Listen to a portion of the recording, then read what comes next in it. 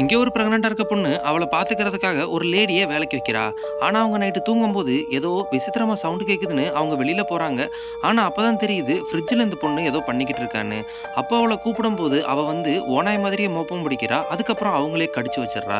இதனால பயந்து போனவங்க நெக்ஸ்ட் டே அவள்கிட்ட கேட்கலான்னு போனா அவ எதுவுமே நடக்காத மாதிரி இருக்கா. ஆனா அதுக்கு அடுத்த நாள் நைட்டு பார்த்தீங்கன்னா அவ மறுபடியும் ஓநாய் மாதிரியே மாறி ஒரு பூனையை எடுத்து அவ பாட்டுக்கு சாப்பிட்டுறா. சாப்பிட்டுட்டு அடுத்த நாள் பார்த்தீங்கன்னா எதுவுமே தெரியாத மாதிரி இருந்துடுறா. இதனால இவங்க இதெல்லாம் கன்ஃபார்ம் பண்றதுக்காக அவங்க அவளுக்கு குடுக்க வேண்டிய சாப்பாட்டுல கொஞ்சம் ரத்தத்த கலந்து குடுக்குறாங்க. ஆனா அதையும் அவ நல்லா ருசிச்சு சாப்பிட்டுட்டு எதுவுமே நடக்காத மாதிரி இருந்துடுறா. ஒரு நாள் பார்த்தீங்கன்னா அவ டேப்லெட் போட்டுட்டு படுக்கலான்னு போகும்போது சடனா அவளுக்கு வலி வந்துருது. அந்த வலி வந்தோனே இவங்களும் பார்த்துட்டு யாருக்கோ எமர்ஜென்சியா கால் பண்ணலான்னு போறாங்க.